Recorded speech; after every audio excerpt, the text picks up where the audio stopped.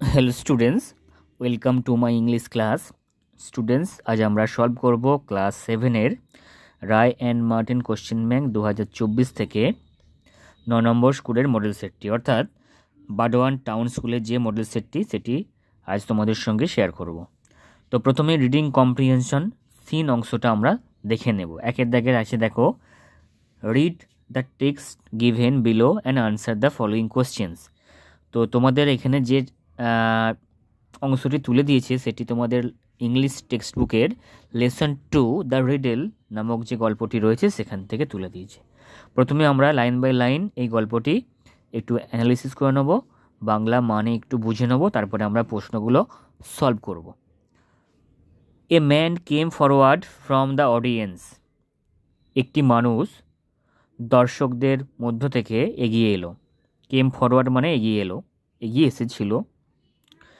He claimed that, সে দাবি করেছিল যে, হিজ নেবার had sold him his well, তার প্রতিবেশী তাকে বিক্রি করেছে তার কুয়োটি।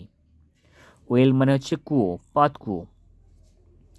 নাও when he wanted to draw water from the well, যখনই সে ওই কুয়ো থেকে জল তুলতে যায়, হিজ নেবার ওয়ান্টেড টু চার্জ হিম মানি, তার প্রতিবেশী তাকে টাকা দিতে বলে, ফর ইট, এটার জন্য। আফটার বিং সামন টু দ্য কোর্ট, কোর্টে তাকে ডেকে আনার পর, হিজ নেবার আর্গিউড দ্যাট, তার প্রতিবেশী যুক্তি দিয়ে বলে যে, he had just sold him the well, সে কেবলমাত্র তাকে কুয়োটিই বিক্রি করেছে, not the water in it, তার মধ্যেকার জলকে সে বিক্রি করেনি।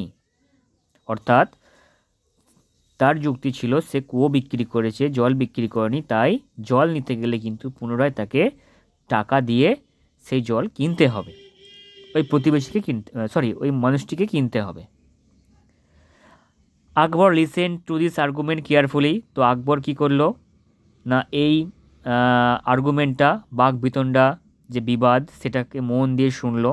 যেহেতু আকবরের সভায় এই সমস্যাটি হাজির হয়েছে সলভ করার জন্য, সমাধান করার জন্য, রাজা সমাধান করে দেবে, সেই জন্য রাজা মন দিয়ে শুনলো। অ্যান্ড আক্স Birbal to settle the dispute, সে বীরবলকে দায়িত্ব দিল, বীরবলকে বলল এই যে বিবাদ সেটা যেন সে সেটেল করে দেয়। সেটেল মানে কি, সমাধান করে দেয়। Birbal smiled at the man and said, Birbal ওই মানুষটির দিকে হাসলো এবং বলল, I think the solution is rather simple, আমার মনে হয় এর যে প্রতিকার খুবই সোজা। It is your well now, এটা তো এখন তোমার কুয়ো। Your neighbour should be paying you rent, তোমার প্রতিবেশীরই উচিত তোমাকে টাকা দেওয়ার। For keeping water in your well, তোমার পাত কুয়োতে বা তোমার কুয়োতে জল রাখার জন্য।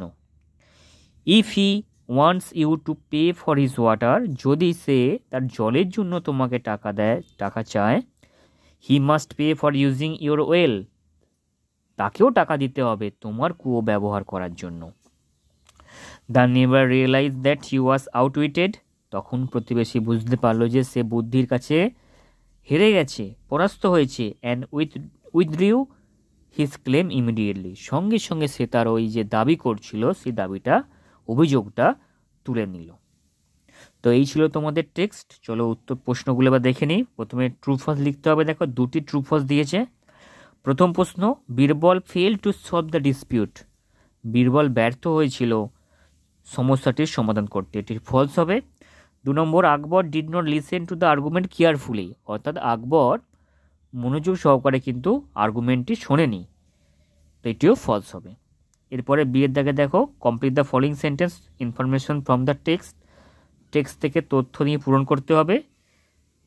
প্রথমে দেখো উত্তর হবে, the neighbour realise that he was outwitted and withdrew his claim immediately. আর দ্বিতীয়টি উত্তর হবে, দেখো, according to the Birbal the neighbour must pay for using the man's well. এরপরে আনসিন, রিডিং কম্প্রিহেনশন আনসিন, দেখো 2 দাগে আনসিন প্যাসেজ দিয়েছে। প্রথমে আমরা আনসিন প্যাসেজটি একটু পড়ে নেব। Ashutosh Mukherjee was travelling by train, Ashutosh Mukherjee ট্রেনে করে ভ্রমণ করছিলেন। He put his he put his slipper, সে তার চপ্পল জোড়া রেখেছিলেন আন্ডার দ্য বার্থ, বার্থের নিচে। তো বার্থ বলতে আমরা কোনটা বুঝি না, ট্রেনে বা বিমানে যে সমস্ত জায়গায় শোয়ার ব্যবস্থা থাকে তার নিচের অংশটাকে শোয়ার জায়গাটাকেই বার্থ বলা হয়। তার নিচে রেখেছিল চপ্পল জোড়া অ্যান্ড ফেল অ্যাসলিপ, এবং ঘুমিয়ে পড়েছিল। After half an hour an Englishman got into the same compartment, আধ ঘন্টা পর এক ইংরেজ না সেই একই কামরায়, একই ট্রেনের কামরায় উঠল। He became angry to see an Indian, সে খুবই রেগে গেল কি দেখে না একটা ভারতীয়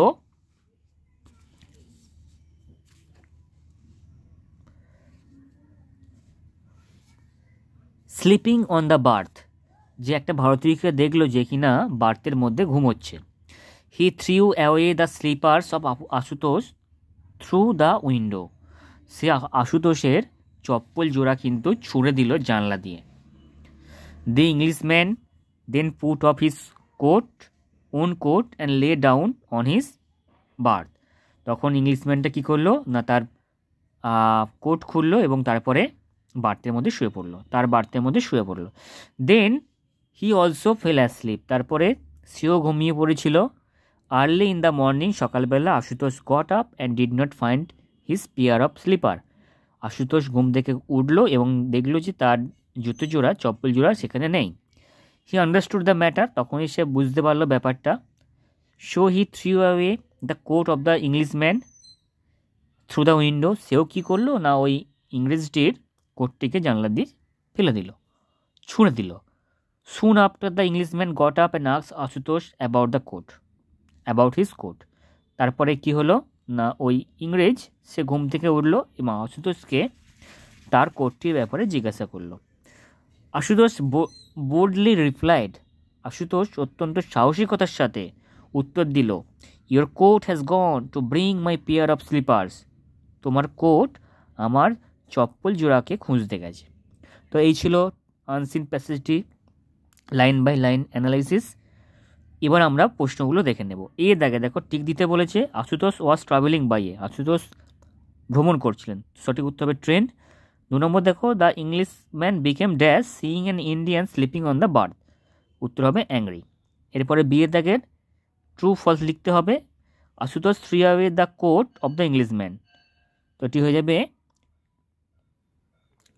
আশুতোষ ছুঁড়ে ফেলে দিয়েছিল কোট অফ দ্য ইংলিশম্যানের কোটটি, তো এটি ট্রু হবে। এটা ভুল করে ফলস লেখা হয়েছে, এটা ট্রু করবে। এরপরে দেখো, Ashutosh Mukherjee and Englishman were in the same compartment, তারা একই কম্পার্টমেন্টে ছিল, তো এটি ট্রু হবে। এরপরে গ্রামার ভোকাবুলারি চলো, কি করতে বলেছি, প্রথমে একটা অ্যাডভার্ব দেখো, ইউজ অ্যাপ্রোপ্রিয়েট অ্যাডভার্ব, তো এখানে একটা অ্যাডভার্ব তোমার ইচ্ছে মতো তোমাকে দিতে হবে যাতে বাক্যটাও মানানসই হয়। তো হি কেম হোম সেফলি, তো সেফলি হচ্ছে একটা অ্যাডভার্ব। 2 নম্বর কী বলেছে দেখো, কারেক্ট হোমোফোন, তো এখানে হোমোফোন দিয়েছে দেখো হেয়ার আর হেয়ার, হেয়ার মানে কি খরগোশ, আর হেয়ার মানে চুল, তো I saw the hare jump over the grass, এখানে হবে হেয়ার HAR খরগোশ। আর 3 নম্বরটা কী করতে বলেছে, পজিটিভ অ্যাডজেক্টিভ দিয়ে পূরণ করতে হবে। They went to Darjeeling with their friends, এই দেয়ার মানে তাদের, এই দেয়ার মানে তাদের, আর দেম মানে তারা। এরপরে 4 দাগে কী বলেছে দেখো, 4 দাগে বলেছে find out word from the passage question number 2, অর্থাৎ সমর্থক শব্দ। অ্যানয়েড মানে কি রেগে যাওয়া, এটা হবে অ্যাংরি। তো এই ছিল তোমাদের 9 নম্বর মডেল সেটটি থেকে সমস্ত প্রশ্নগুলির উত্তর। নেক্সট ভিডিওতে আবার তোমাদের সঙ্গে দেখা হচ্ছে 10 নম্বর স্কুলের মডেল সেট নিয়ে। Thank you so much for watching my video. Please like, share and subscribe my YouTube channel.